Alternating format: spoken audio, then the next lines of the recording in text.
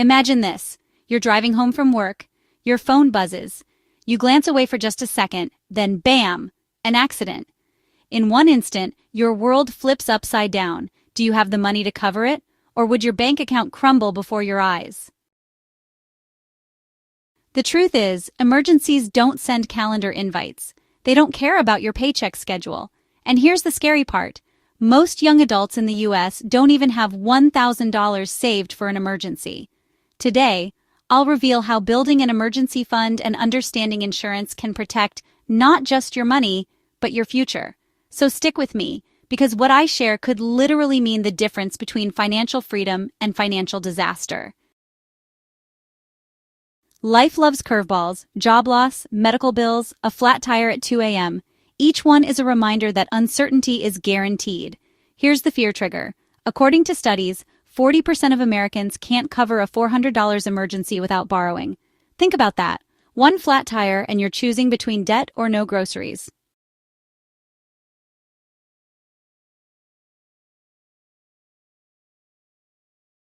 But for the rest of us, relying on luck isn't a plan. It's a gamble. And when it comes to money, gambling usually ends badly. So what's the antidote? It's called an emergency fund, your personal financial shield. Here's the formula. Start small. Aim for $1,000 as your first milestone.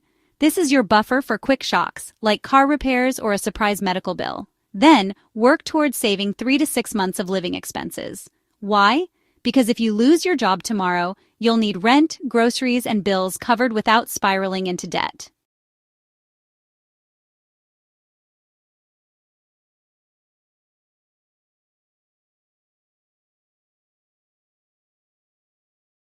Insurance isn't glamorous. It doesn't sparkle like stocks or Bitcoin, but it's your financial parachute when the plane's going down. Health insurance, car insurance, renters or homeowners insurance, and even life insurance if someone depends on your income. These aren't expenses.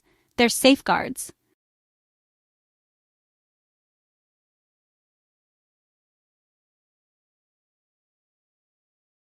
Without insurance, one accident or illness can wipe out years of savings in a single swipe. With it, you turn a potential $50,000 disaster into a $500 deductible. Now here's where most people get stuck. Do I build my emergency fund first or buy insurance first? The truth? You need both, but in stages. Step 1, start your emergency fund immediately, even if it's just $50 a month.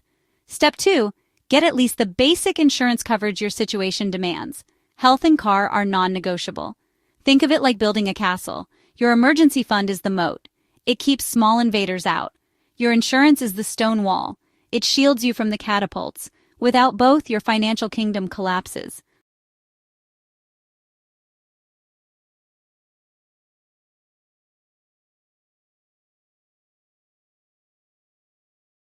Here's how you do it. Automate savings. Set up an auto transfer into a separate emergency fund account. Out of sight, out of mind. Cut financial leaks. Cancel subscriptions you forgot about.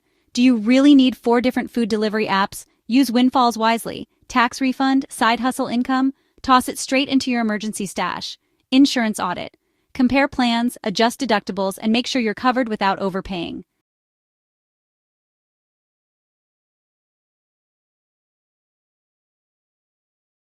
Now imagine this. 6 months from now, your car breaks down. Instead of panic, you calmly swipe your card because your emergency fund is waiting. Or a hospital visit costs you thousands, but your insurance slashes it down to hundreds. Suddenly, you're not just surviving. You're in control. This is the excitement trigger. You're not chained by fear of what if. You're free to take risks, chase opportunities, and live a wealthy lifestyle because your foundation is solid. So here's your mission. Starting today, build your emergency fund and secure the insurance you need. Don't wait for disaster to teach you a $10,000 lesson. If this video gave you clarity, hit that like button, subscribe for more financial freedom strategies, and share this with a friend who's still winging it. Trust me, they'll thank you later. Because at the end of the day, wealth isn't just about making money. It's about protecting it. And the best time to start, right now.